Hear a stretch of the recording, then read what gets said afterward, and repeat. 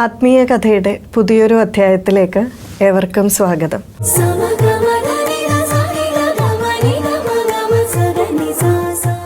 മാതാപിതാക്കൾ തൻ്റെ കുട്ടികളെ നല്ല ശീലങ്ങൾ അഭ്യസിക്കാൻ എത്രമാത്രമാണ് ബുദ്ധിമുട്ടാറുള്ളത്.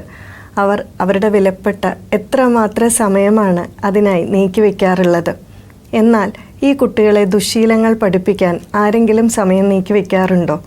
നീക്കിവെക്കണ്ട എന്ന് മാത്രമല്ല, ഈ നല്ല ശീലങ്ങൾ ശീലിക്കുന്നതിൻ്റെ വളരെ കുറച്ച് സമയം മാത്രമേ ദുശ്ശീലങ്ങൾ ശീലിക്കാൻ ആവശ്യമുള്ളൂ എന്നുള്ളതാണ്. അതാരും പരിശീലിപ്പിക്കേണ്ട ആവശ്യവുമില്ല. ഇതുമായി ബന്ധപ്പെട്ട ഒരു കഥയാണ് ഇന്ന് പറയുന്നത്.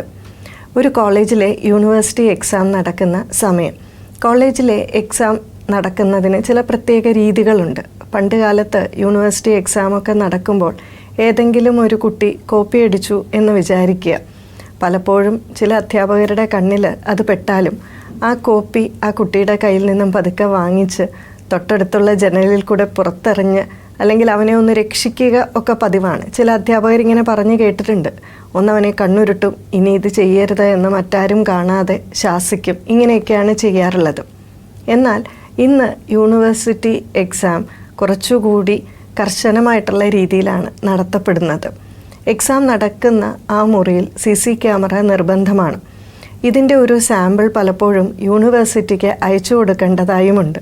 അതുകൊണ്ട് തന്നെ ഏതെങ്കിലും ഒരു ടീച്ചർ ആ ഒരു സൂപ്പർവിഷനിലൊരു അലംഭാവം കാണിച്ചാൽ, അതെങ്ങാനും യൂണിവേഴ്സിറ്റിയുടെ ശ്രദ്ധയിൽപ്പെട്ടാൽ ആ അധ്യാപകൻ്റെ അല്ലെങ്കിൽ അധ്യാപികയുടെ ജോലി തന്നെ പോകാനുള്ള സാധ്യതയുണ്ട്.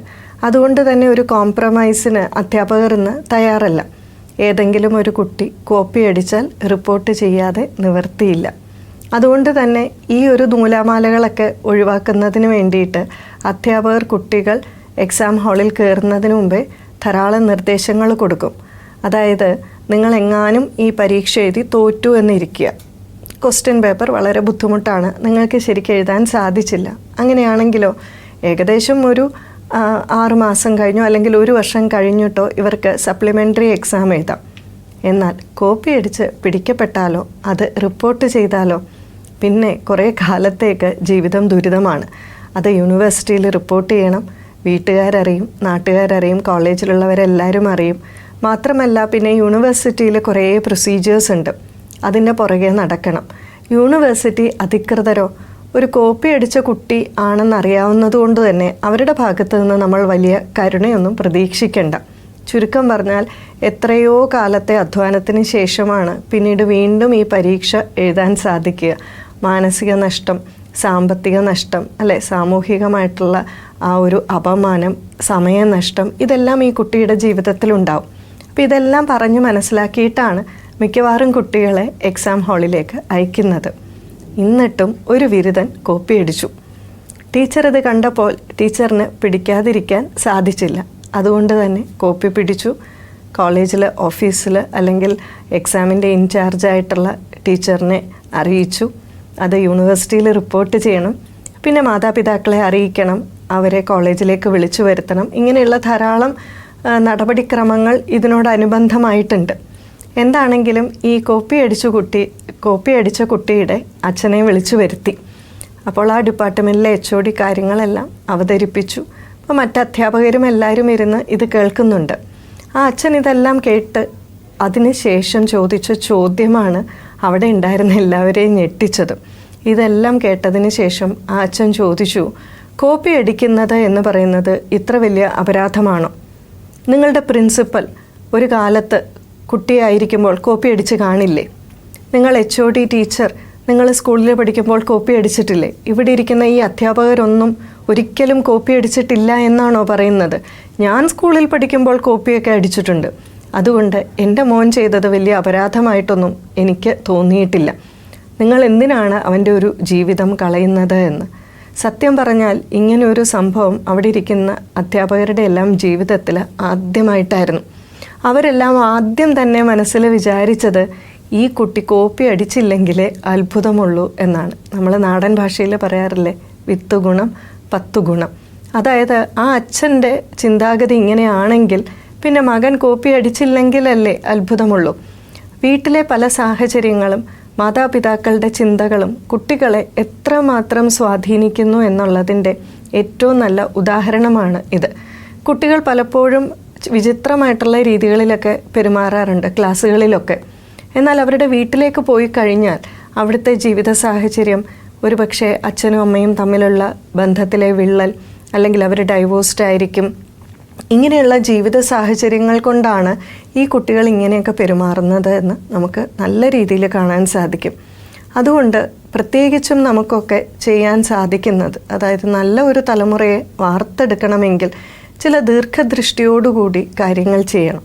അതിലേറ്റവും പ്രധാനമായും കുറേ ദൗത്യങ്ങൾ ചെയ്യാൻ സാധിക്കുന്നത് സാമുദായിക സംഘടനകൾക്കാണ്. അതിന് കാരണം ഒരു വിവാഹത്തിനെ കുറിച്ചും, വിവാഹം എത്രമാത്രം പവിത്രമാണ്, ഈ വിവാഹത്തിന് ശേഷം ആ ആൺകുട്ടിയും പെൺകുട്ടിയും തമ്മിലുള്ള ബന്ധം എങ്ങനെയായിരിക്കണം, ഒരു വരൻ്റെ അല്ലെങ്കിൽ ഭർത്താവിൻ്റെ ഗൃഹത്തിലേക്ക് പോകുമ്പോൾ അവിടെയുള്ള പെരുമാറ്റം എങ്ങനെയായിരിക്കണം, അതുപോലെ ഒരു കുട്ടി ഉണ്ടാകാനുള്ള തയ്യാറെടുപ്പുകൾ, അതുപോലെ തന്നെ കുട്ടി ഉണ്ടായിക്കഴിഞ്ഞാൽ അവരെ എങ്ങനെ വളർത്തണം അല്ലെങ്കിൽ അവളെ എങ്ങനെ വളർത്തണം, എന്തെല്ലാം സംസ്കാരം അവളിൽ പറഞ്ഞു കൊടുക്കണം, ഇങ്ങനെയുള്ള കാര്യങ്ങളെപ്പറ്റി അവർക്ക് മുൻകൂറായി ഒരു ക്ലാസ്സൊക്കെ കൊടുത്താൽ അവർക്കിതിനെപ്പറ്റി ഒരു ധാരണയുണ്ടാവും. പലപ്പോഴും വിവാഹമൊക്കെ കഴിഞ്ഞ് അതിൻ്റെ ഒരു ആവേശത്തിൽ ഇവർ പോലും ആഗ്രഹിക്കാതെയായിരിക്കും പലപ്പോഴും കുട്ടികൾ ഉണ്ടാകുക. അപ്പോൾ അവരുടെ മനസ്സിൽ ആദ്യം വരുന്ന ചിന്ത ഇങ്ങനെ ഒരു കുട്ടി വേണ്ടായിരുന്നു എന്നാണ്. ആ ഒരു ചിന്ത നിലനിൽക്കെയായിരിക്കാം ഒരുപക്ഷെ കുട്ടി ഉണ്ടാകുന്നത്. അച്ഛൻ്റെ അമ്മയുടെയും ഈ മാനസികാവസ്ഥ കുട്ടിയെ വളരെയധികം ബാധിക്കാറുണ്ട്. കാരണം ഇന്ന് ഏറ്റവും പുതിയ ഗവേഷണങ്ങൾ പറയുന്നത് ഗർഭത്തിലെ കുട്ടിയുടെ മാനസികാവസ്ഥ ആ സമയത്തിലുള്ള അച്ഛൻ്റെ അമ്മയുടെയൊക്കെ മാനസികാവസ്ഥ അനുസരിച്ചാണ് എന്നാണ്. ഇങ്ങനെയുള്ള കുട്ടി പുറത്തു വരുമ്പോൾ അച്ഛനോടും അമ്മയോടും ഒരു റിബല്യൻ മനോഭാവമോ അല്ലെങ്കിൽ അവർ പറയുന്നത് കേൾക്കാതെയും മുശുണ്ടിയോടുകൂടിയൊക്കെ പെരുമാറുമ്പോൾ അതിന് പലപ്പോഴും കാരണം നമ്മളുടെ ഈ ഒരു ചിന്താഗതിയാണ് എന്ന് നമ്മൾ മനസ്സിലാക്കാൻ പലപ്പോഴും പരാജയപ്പെട്ടു പോകുന്നു. അതുകൊണ്ട് തന്നെ നമ്മൾ പലപ്പോഴും ചിന്തിക്കും, എൻ്റെ കുട്ടി എന്തുകൊണ്ടാണ് ഇങ്ങനെ പെരുമാറുന്നത്. അതിനുശേഷം നമ്മളും അവരോടൊരു പ്രതികാര ബുദ്ധിയോടുകൂടി പെരുമാറാൻ ശ്രമിക്കുന്നു. അതിന് പകരം നമ്മളിലും ഒരു തെറ്റുണ്ട്, നമ്മൾ വേണ്ട പോലെ ഈ കുട്ടിയുടെ കാര്യങ്ങൾ കൈകാര്യം ചെയ്തില്ല, ഗർഭാവസ്ഥയിൽ എൻ്റെ മാനസിക ചിന്താഗതി ഇങ്ങനെയായിരുന്നു എന്നുള്ള രീതിയിൽ ചിന്തിച്ച് ആ കുട്ടിയോട്, ഒരു ടീനേജൊക്കെ ആകുമ്പോൾ കുറച്ച് റിബല്യൻ മനോഭാവം ഉണ്ടാകുക സ്വാഭാവികമാണ്. എന്നാൽ താനും ചെയ്യേണ്ട കാര്യങ്ങൾ പൂർണ്ണമായി ചെയ്യാത്തത് കൊണ്ടാണ് കുട്ടിയിൽ ഈ പെരുമാറ്റം ഉണ്ടാകുന്നത് എന്ന് മനസ്സിലാക്കി കഴിഞ്ഞാൽ ഗൃഹത്തിൽ കുറച്ച് ശാന്തിയും സമാധാനവും ഒക്കെ ഉണ്ടാകും.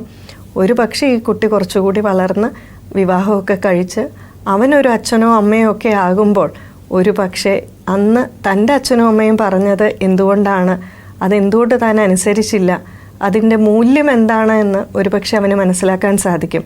പക്ഷെ അതിന് അതിൻ്റേതായ ഒരു സമയം കൊടുക്കേണ്ടത് ആവശ്യമാണ്, സ്പേസ് കൊടുത്തിരിക്കണം.